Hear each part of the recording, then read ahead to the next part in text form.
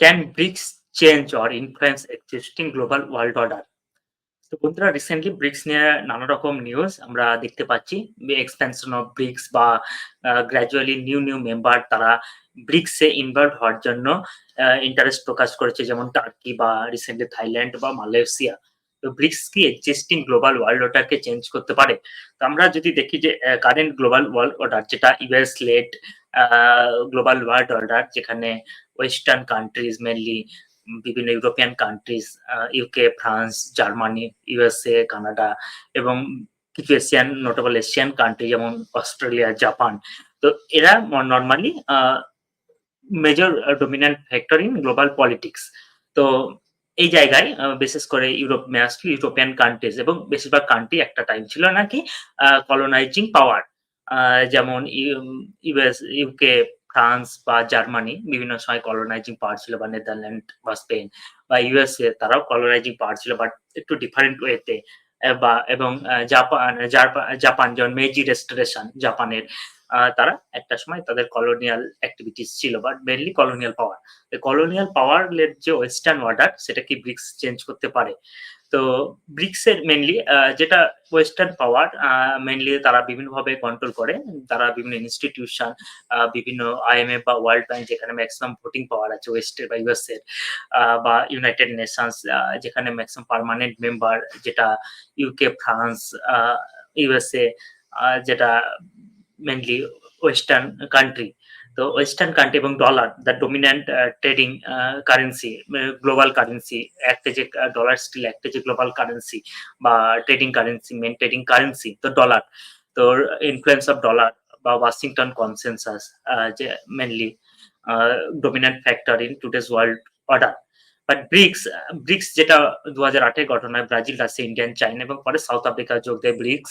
Bricks recently কিছু important event যেটা ব্রিক্সে ঘটেছে, যেমন রিসেন্টলি কিছু কান্ট্রি ইউএই, ইরান বা বিভিন্ন কান্ট্রি যেমন ইথিওপিয়া, যারা ব্রিক্সে রিসেন্টলি জয়েন করেছে। ইজিপ্ট, আর্জেন্টিনাও প্রাইমারিলি জয়েন করতে চেয়েছিল, বাট যে প্রো রাইট যে জাভিয়ার মিলেই পরবর্তীকালে pro right pro west government আর্জেন্টিনাতে পরে রিজেক্ট করে দেয় ব্রিক্স ইনক্লুশনের আইডিয়াটাকে।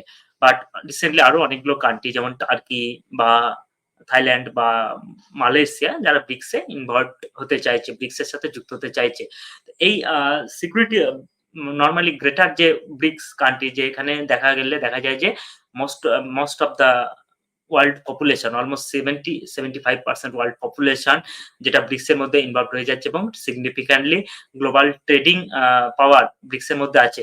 তো ব্রিক্স রিসেন্টলি বিভিন্ন রকম প্ল্যান করছে যে ডলারাইজেশন, যাতে ডলার যে গ্লোবাল কারেন্সি হিসাবে অ্যাক্ট করছিল, যে dollar based system, trading system, সেটাকে তারা চাইছে ডলারাইজেশন ঘটাতে, বা আরো নানা রকম ব্রিক্স এর যাতে ওয়েস্টার্ন পাওয়ার কাট অফ করে দিতে পারে, বা ওয়েস্টার্ন পাওয়ার এর সাথে যেসব মেইনলি ইম্পোর্টেন্ট অ্যাসপেক্ট গুলো ছিল সেগুলো যাতে ব্রিক্স চাইছে, যে ব্রিক্স কান্ট্রি গুলো চাইছে যাতে ওয়েস্টার্ন ইনফ্লুয়েন্সটা তাদের এলাকাতে কমাতে, তাদের কান্ট্রি বা রিজিয়নে কম করতে। তো রিসেন্টলি ব্রিক্স অনেকটা সাকসেসফুল হচ্ছে বিভিন্ন বিষয়গুলো ট্যাকল করতে। বাট এখনো ব্রিক্স ততটা ইউনিফর্ম নয় যদি ইউরোপিয়ান পাওয়ারের মতো আমরা যদি দেখি।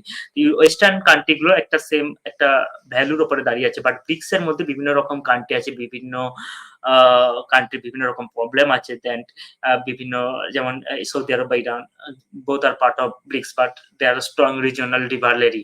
Ethiopia বা other country, there's many problem in their neighboring countries, বা ব্রাজিলের সাথে অন্যান্য কান্ট্রির বিভিন্ন রকম প্রবলেম আছে। তো BRICS not uniform like European Union বা western countries, but still lot of problem. But BRICS western world অর্ডারকে চ্যালেঞ্জ করতে পারে, বাট ব্রিক্সকে এখন অনেকটা প্রোগ্রেস করতে হবে, অনেকটা এগিয়ে যেতে হবে, এবং সেখানে সিগনিফিক্যান্ট একটা কারেন্সি, ব্রিক্স কারেন্সির যেটা কথা বলেছে এবং সেটাকেও ইন্ট্রোডিউস করতে হবে এবং সেইভাবে ইমপ্লিমেন্ট করতে হবে। থ্যাংক ইউ বন্ধুরা।